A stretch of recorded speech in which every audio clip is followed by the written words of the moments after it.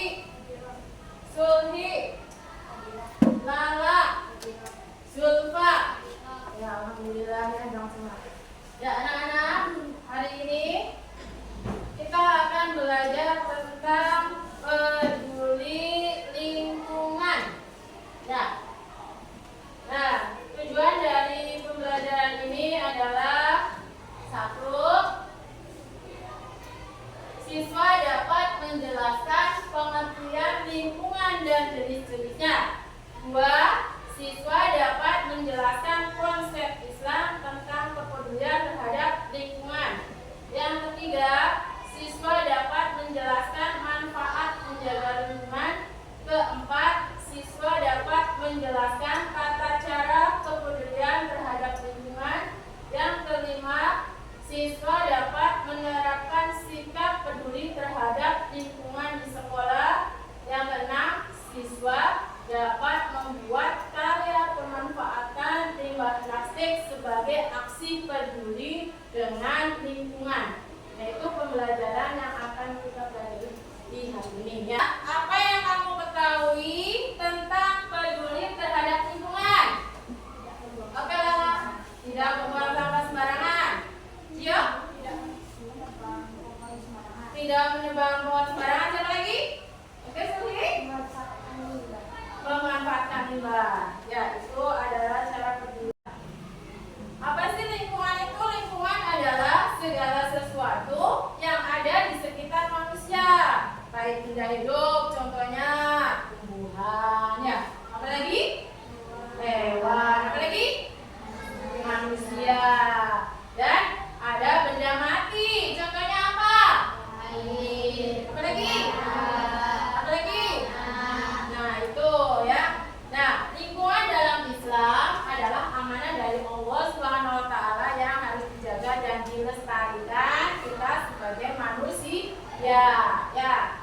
Nah, selanjutnya yaitu pentingnya menjaga lingkungan dalam Islam. Yang pertama, satu, lingkungan adalah ciptaan Allah yang harus dihargai. Yang kedua, menjaga kelestarian lingkungan, yaitu sayang bersyukur kepada Allah. Yang ketiga, merusakan lingkungan akan merugikan manusia dan makhluk hidup lainnya. Ya. Nah, ini ada dari tentang lingkungan, yaitu ada dalam surat Ar-Rum, ya. Itu artinya telah tampak kerusakan di darat dan di laut disebabkan karena perbuatan tangan manusia. Allah menghendaki agar mereka merasakan sebagian dari akibat perbuatan mereka, agar mereka kembali ke jalan yang benar. Itu Quran surat Ar-Rum ayat 4. Sekarang yaitu manfaat peduli lingkungan. Dan lingkungan itu akan bermanfaat bagi kita kalau kita menjaganya, ya. Tapi kalau kita tidak menjaganya, lingkungan akan menjadi rusak. Nah, apa saja sih beberapa cara manfaatnya ini? Ada satu, sebagai sumber makanan dan mineral. Yang kedua, memberikan kemudahan dan kehidupan manusia. Yang ketiga, ya, perkembangbiakan makhluk hidup. Yang keempat, menambah penghasilan bagi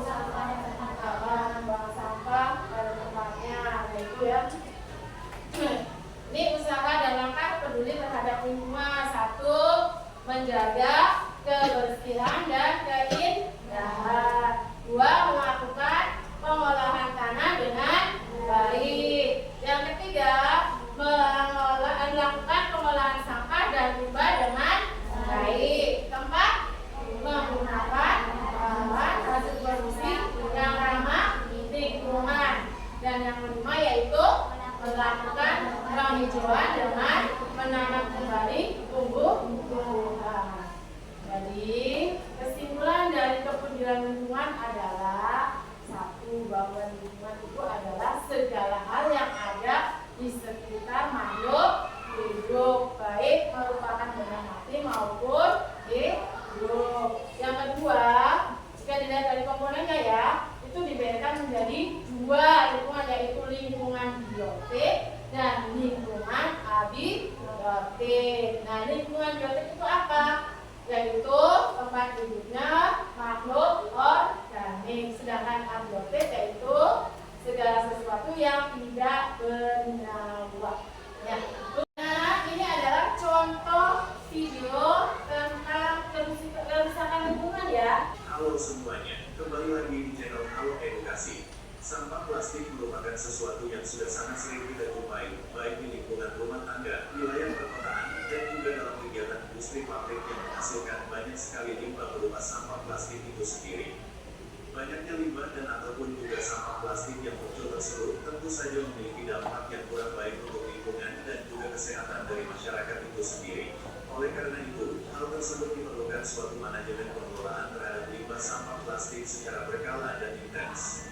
Hal ini guna untuk dapat mengurangi potensi dan ataupun juga dampak negatif yang mungkin dapat muncul dari penumpukan sampah plastik itu sendiri.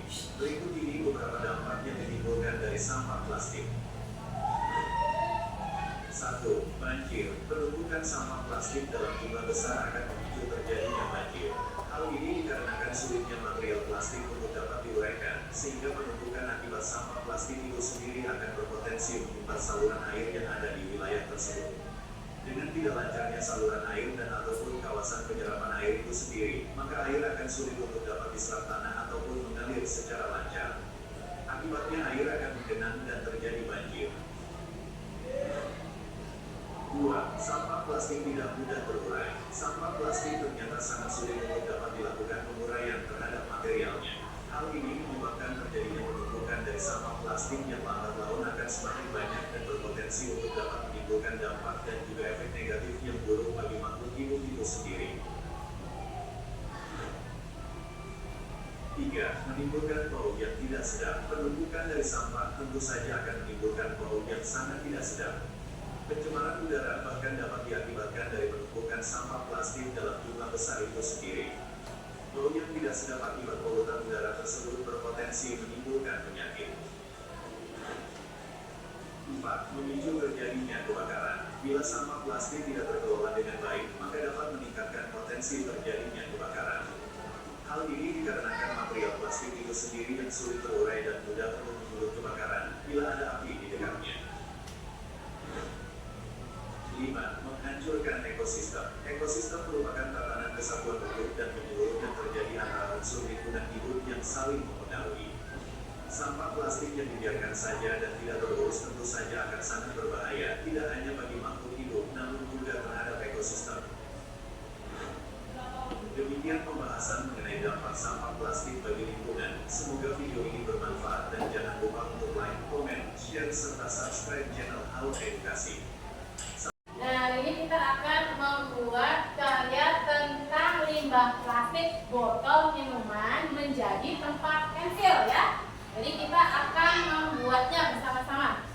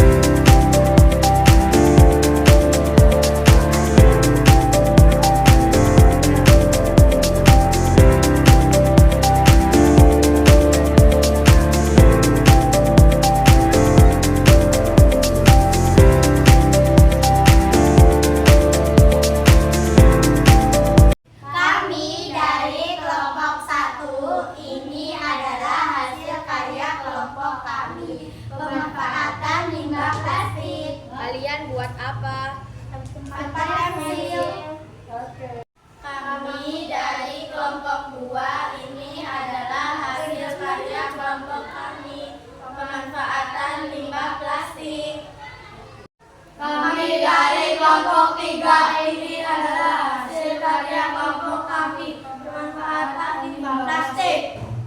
Ya, jadi kesimpulan dari pembelajaran hari ini yaitu 1. Lingkungan adalah segala hal yang ada di sekitar makhluk hidup, baik merupakan benda mati maupun hidup, ya, serta terpengaruh dan memberikan pengaruh terhadap aktivitas manusia. Yang keduanya yaitu jika dilihat dari komponen yang di dalamnya, ya, lingkungan itu dibagi menjadi 2, yaitu lingkungan biotik dan lingkungan abiotik. Nah, lingkungan biotik lingkungan biotik adalah segala sesuatu yang bernyawa atau tempat hidupnya makhluk organik, ya. Sedangkan lingkungan abiotik merupakan kebalikan dari lingkungan biotik, yaitu segala sesuatu yang tidak bernyawa. Itu saja pembelajaran hari ini. Sebelum kita akhiri, Ibu pesan tetap semangat untuk belajar, tetap melakukan hal-hal yang baik untuk lingkungan, ya. Nah, sebelum mengakhiri kita berdoa dulu, Cil. Ayo.